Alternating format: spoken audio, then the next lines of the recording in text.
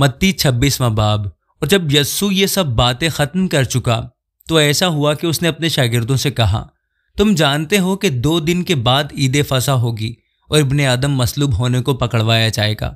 اس وقت سردار کاہن اور قوم کے بزرگ قیافہ نام سردار کاہن کے دیوان خانہ میں جمع ہوئے اور مشورہ کیا کہ یسوع کو فریب سے پکڑ کر قتل کریں، مگر کہتے تھے کہ عید میں نہیں، ایسا نہ ہو کہ لوگوں میں بلوا ہو جائے۔ اور جب یسوع بیتنیہ میں شمعون کوڑی کے گھر میں تھا تو ایک عورت سنگ مرمر کے عطردان میں قیمتی عطر لے کر اس کے پاس آئی، اور جب وہ کھانا کھانے بیٹھا تو اس کے سر پر ڈالا۔ شاگرد یہ دیکھ کر خفا ہوئے اور کہنے لگے، یہ کس لیے ضائع کیا گیا؟ یہ تو بڑے داموں کو بک کر غریبوں کو دیا جا سکتا تھا۔ یسوع نے یہ جان کر ان سے کہا کہ اس عورت کو کیوں دکھ کرتے ہو؟ اس نے تو میرے ساتھ بھلائی کی ہے، کیونکہ غریب غربا تو ہمیشہ تمہارے پاس ہیں، لیکن میں تمہارے پاس ہمیشہ نہ رہوں گا۔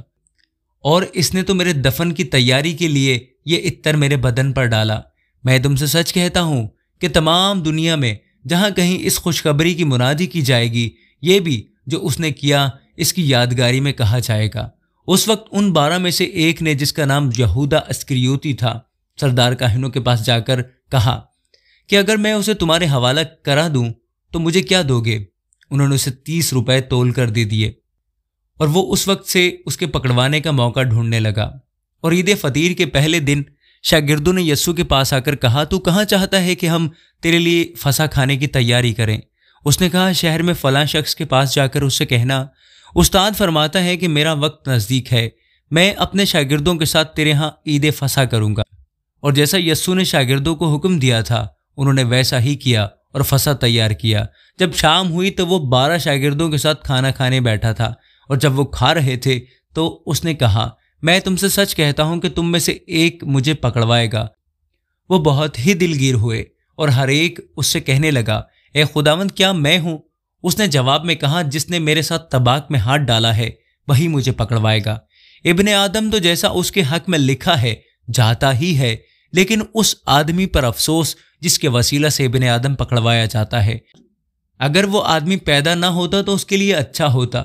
اس کے پکڑوانے والے یہودا نے جواب میں کہا، اے ربی، کیا میں ہوں؟ اس نے اس سے کہا، تو نے خود ہی کہہ دیا۔ جب وہ کھا رہے تھے تو یسوع نے روٹی لی اور برکت دے کر توڑی اور شاگردوں کو دے کر کہا، لو کھاؤ، یہ میرا بدن ہے۔ پھر پیالہ لے کر شکر کیا اور ان کو دے کر کہا، تم سب اس میں سے پیو، کیونکہ یہ میرا وہ عہد کا خون ہے جو بہتیروں کے لیے گناہوں کی معافی کے واسطے بہایا جاتا ہے۔ میں تم سے کہتا ہوں کہ انگور کا یہ شیرہ پھر کبھی نہ پیوں گا، اس دن تک کہ تمہارے ساتھ اپنے باپ کی بادشاہی میں نیا نہ پیوں۔ پھر وہ گیت گا کر باہر زیتون کے پہاڑ پر گئے۔ اس وقت یسوع نے ان سے کہا، تم سب اسی رات میری بابت ٹھوکر کھاؤ گے، کیونکہ لکھا ہے کہ میں چرواہے کو ماروں گا اور گلہ کی بھیڑیں پراگندہ ہو جائیں گی، لیکن میں اپنے جی اٹھنے کے بعد تم سے پہلے گلیل کو جاؤں گا۔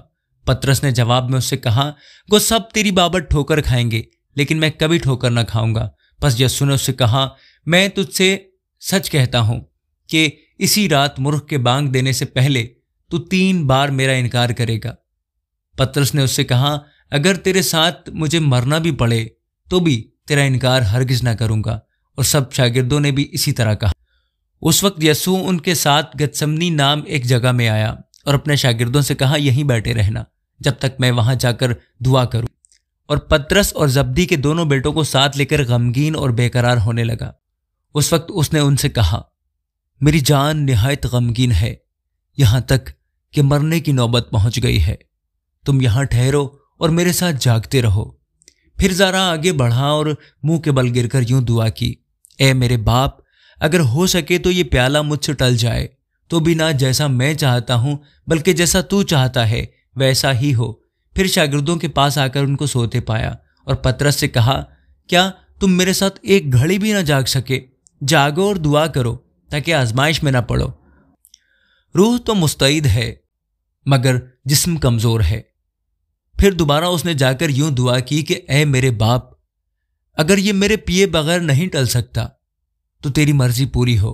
اور آ کر انہیں پھر سوتے پایا، کیونکہ ان کی آنکھیں نیند سے بھری تھیں، اور ان کو چھوڑ کر پھر چلا گیا اور پھر وہی بات کہہ کر تیسری بار دعا کی۔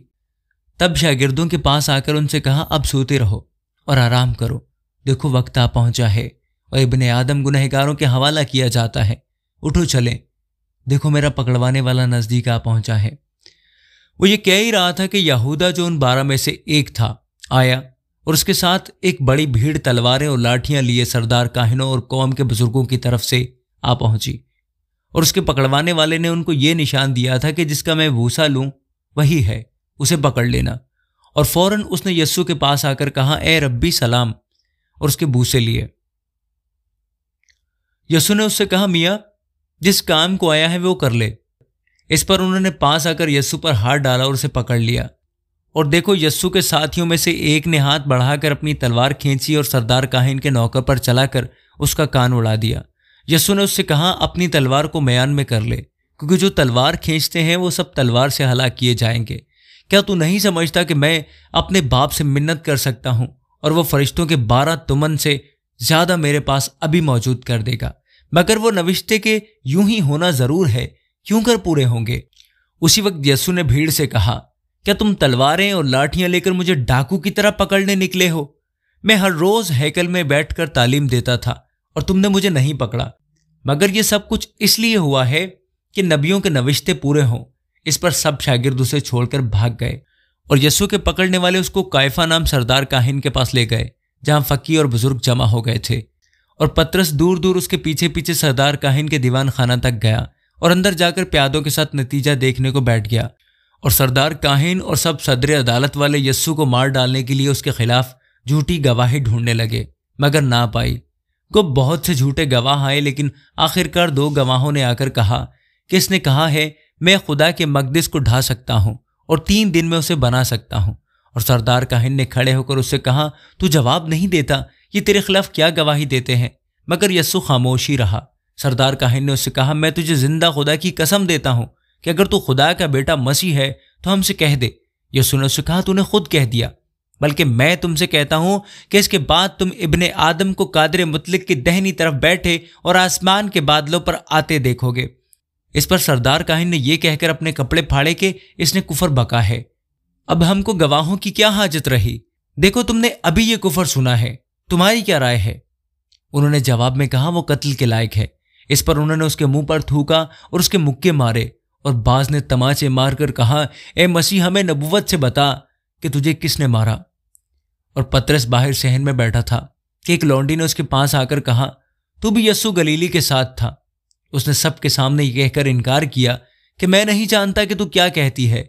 और जब वो ड्यूड़ी में चला गया तो दूसरी ने उसे देखा और जो वहां थे उनसे कहा, यह भी यस्सु नासरी के साथ था। उसने कसम खाकर फिर इनकार किया कि मैं इस आदमी को नहीं जानता। थोड़ी देर के बाद जो वहां खड़े थे उन्होंने पतरस के पास आकर कहा, बेशक तू भी उनमें से है, क्योंकि तेरी बोली से भी जाहिर होता है। इस पर वो लानत करने और कसम खाने लगा कि मैं इस आदमी को नहीं जानता, और फिलफौर मुर्ख ने बांग दी। पतरस को यस्सु की वो बात याद आई जो उसने कही थी कि मुर्ख के बांग देने से पहले तो 3 बार मेरा इनकार करेगा, और वो बाहर जाकर जार जार रोया। आमीन।